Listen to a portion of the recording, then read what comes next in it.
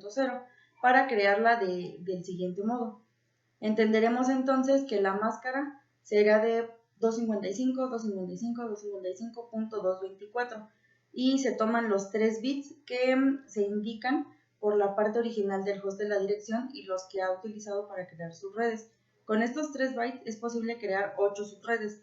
Con los 5 bytes de ID de host restantes, cada subred tiene hasta 32 direcciones de host, 30 de las cuales pueden asignarse realmente a un dispositivo porque los ID del host con todos ceros o todos uno no están permitidos. Entonces se han creado estas subredes. En el tema 3.1.4.4 hablaremos de lo que es el BLSM y el CIDR. El BLSM es una máscara de subred de tamaño variable y viene del inglés variable Leg Subnet Mask. Representan otra de las tantas soluciones que se implementaron en el enrutamiento sin clases CIDR-NAT y las direcciones IP privadas. Se utiliza una máscara de subred de tamaño, todas las subredes van a tener el mismo tamaño. Si la subred más grande necesita 200 hosts, todas las subredes van a tener el mismo tamaño de 256 direcciones. Si una red que necesita 10 equipos se asigna a la misma subred de 256 direcciones, aunque las restantes 246 no se utilizan, los enlaces que solo necesitan 2 direcciones requieren una subred de 256 direcciones. El CIDR es un enrutamiento entre dominios sin clases. Su introducción permitió una mayor flexibilidad de dividir rangos en direcciones y tiene 2 maneras para permitirlo. Una de ellas es que tiene un uso más eficiente de las que cada vez más escasas direcciones IPv4 y un mayor de uso en la jerarquía de direcciones. Las direcciones IP de las clases en redes, en vez de asignar bloques en direcciones en los límites de los octetos, que implicaban prefijos naturales de 8, 16 y 24 bits, CIDR usa la técnica BLSM para hacer posible la asignación de prefijos de longitud arbitraria.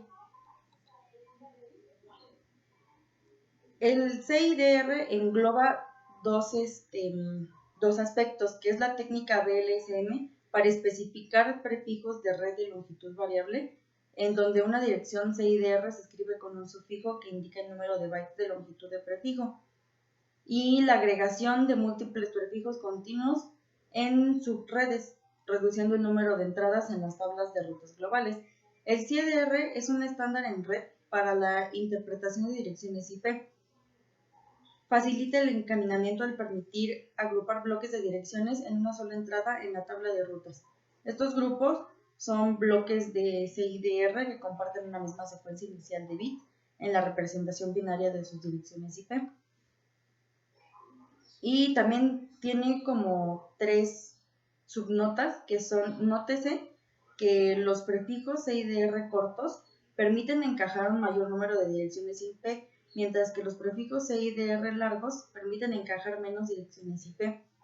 Una dirección puede encajar en varios prefijos CIDR de longitudes diferentes y también se usa con direcciones IPv6 en las que la longitud del prefijo varía desde 0 a 128 debido a la mayor longitud de bit en las direcciones. Con respecto a IPv4, en el caso de IPv6 se usa una sintaxis similar a la ya comentada. El prefijo se escribe como una dirección IPv6, seguida de una barra y el número de bits significativos.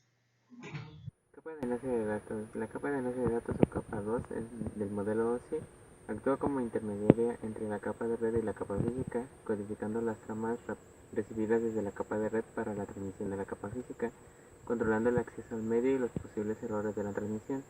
La capa de enlace de datos proporciona facilidad para la transmisión de bloques en datos entre 2 estándares de red. Organiza los unos y los ceros en formatos lógicos para lo que menciona detectar errores en el nivel físico, establecer el método de acceso que las computadoras deben de seguir al transmitir y recibir mensajes, realizar la transferencia de datos a través del nivel físico y enviar bloques de datos de control para la sincronía. Técnicas de control de acceso al medio.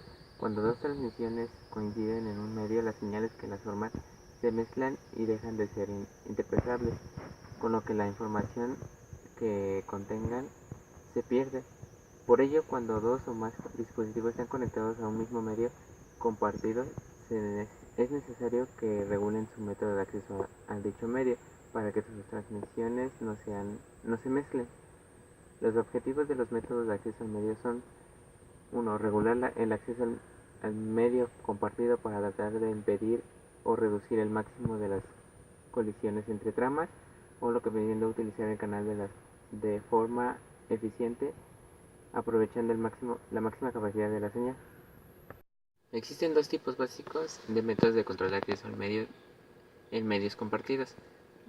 Controlado. Cada nodo tiene su propio tiempo para utilizar el medio. Los dispositivos de red toman turnos para acceder al medio.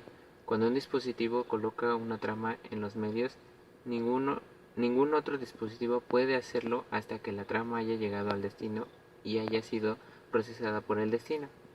La segunda es basada en la contención, la cual dice que todos los nodos compiten por el uso del medio, que permite que cualquier dispositivo intente acceder al medio siempre y que haya datos para enviar. El uso de este nombre es debido a que los equipos de la red se contienen hasta que haya una oportunidad para enviar los datos. Los tipos de métodos de acceso controlados. Los dos variantes principales son el método de sondeo y el paso de testigo.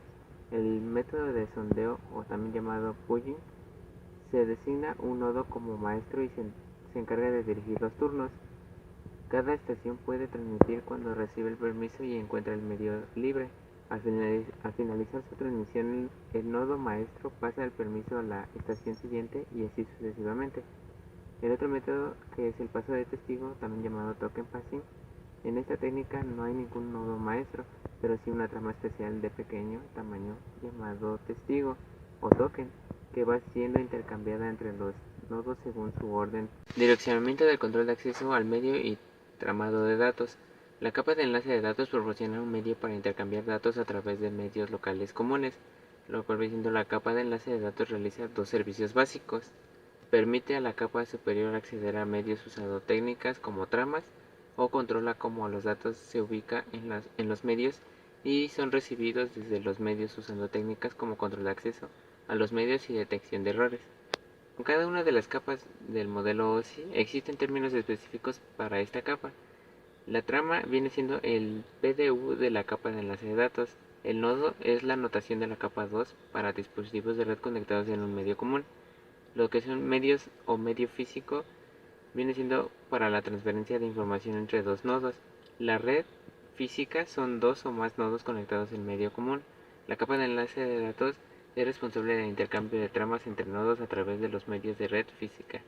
Estándares. Los protocolos y servicios funcionales en la capa de enlace de datos son descritos por organizaciones de ingeniería como la IEEE, ANSI e ITU y compañías de comunicación. Las organizaciones de ingeniería establecen estándares y protocolos públicos y abiertos. Los servicios y especificaciones de la capa de enlace de datos se definen mediante varios estándares basados en una variedad de tecnologías y medios de los cuales se aplican los protocolos. Algunos de estos estándares integran los servicios de la capa 2 y la capa 1. Comparación entre topología lógica y física. La topología lógica se refiere al trayecto seguido por las señales a través de la topología física, es decir, la manera en que las estaciones se comunican a través del medio físico. La topología física se refiere a la disposición física de las máquinas, los dispositivos de red y cableado. Así, dentro de la topología física se pueden diferenciar dos tipos de conexiones punto-punto o multipunto.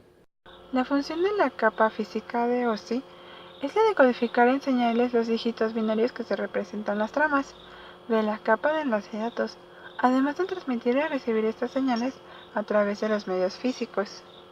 La capa física OSI proporciona los medios de transporte para los bits que conforman la trama de la capa de enlace de datos a través de los medios de red.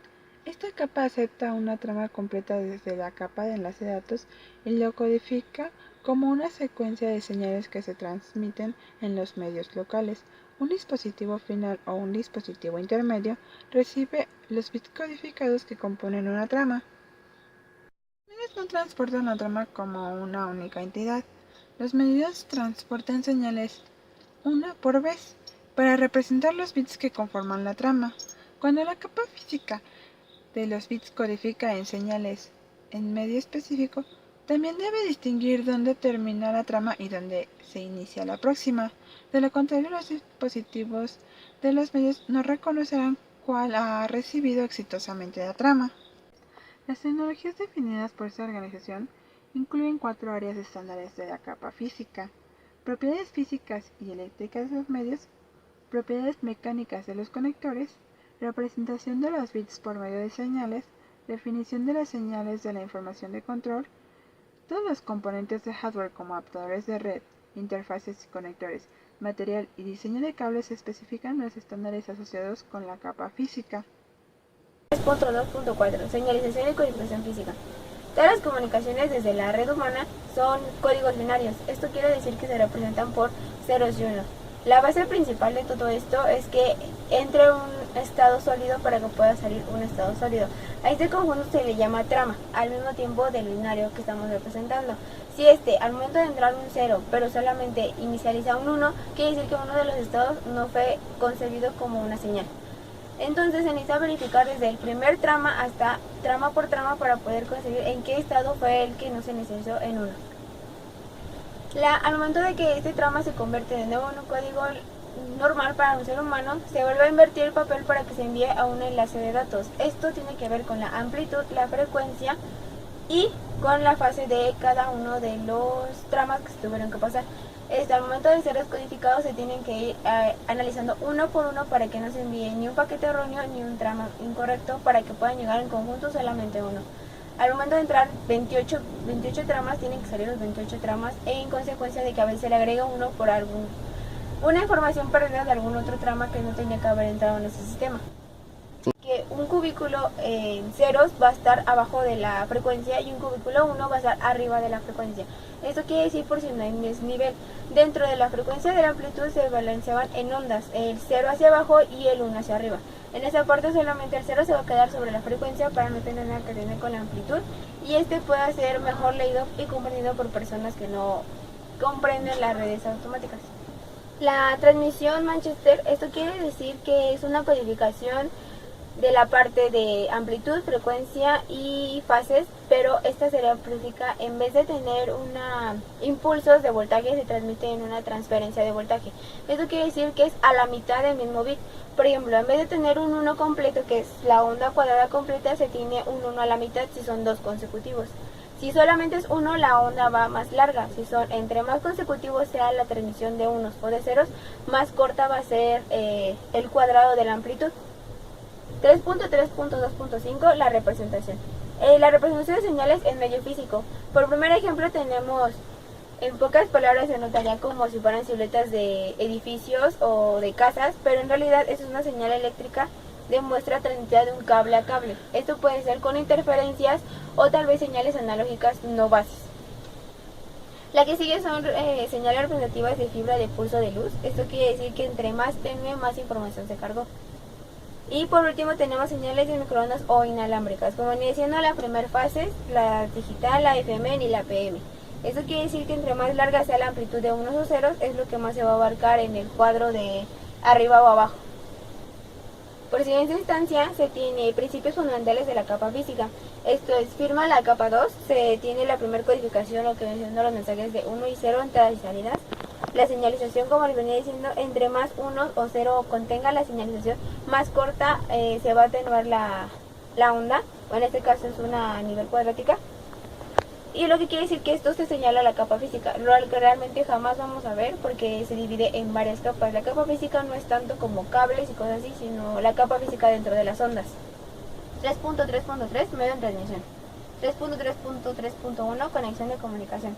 Esto es lo que viene siendo la capa física, más que nada como su funcionamiento, no como representación.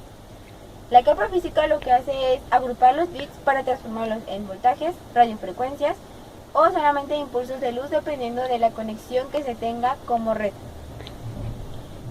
Los estándares medios sobre estos es el cableado que se va a utilizar, lo ancho que va a tener la banda que vamos a utilizar, los conectores que vamos a utilizar dependiendo si sea fibra óptica, UTP o dependiendo del cable que se vaya a implementar, dependiendo del conector que se va a utilizar. Por ejemplo, tengo entendido que para fibra óptica se utiliza el FDDI y el Array, que son los más comunes entre fibra óptica para poder tener una mejor señal. La distancia de los medios que vamos a tener entre nuestra primera red o nuestra primera base hasta nuestro cuarto de comunicaciones o nuestro cliente servidor. Y por último son los diagramas de pines y códigos de colores de las conexiones de medios. Tenemos como bases las normas 568B y 568A, las cuales nos implementan si son A o estado B para poder tener una comunicación. Entre estados similares se ocupa la 568B. En estados diferentes se ocupa la 568A y 568B para poder comunicar entre un estado base a un estado no sólido. 3.3.2 Tipos de medios. Dentro de estos tipos de medios se consiguen dos clasificaciones: medios no guiados y medios guiados. Los medios guiados son aquellos cables que se encargan de transferir un estado de un estado a otro estado. Por ejemplo, entre ellos tenemos el par trenzado, el cable trenzado sin blindaje, que es UTP, el cable de par trenzado blindado, que es UTP, el cable coaxial y obviamente la fibra óptica. Para los medios de transmisión no guiados, que son aquellos sin comunicación que transportan ondas electromagnéticas o microondas, lo cuales son, por ejemplo, el radio, que puede ser la señal de Bluetooth también en este caso, o la señal de Wi-Fi. Son señales que por obvias razones no se guían en medio de cable, sino simplemente es de, digamos, en nuestra PC, en vez de conectarla directamente a un router, se conecta un tipo de memoria que hace que sea inalámbrica, entonces solamente se funcionaría como una laptop o como un teléfono. Y en los cables guiados son por medio de cables, como lo diciendo, por el STP, el UTP, y dependiendo de la categoría que nosotros queramos implementar.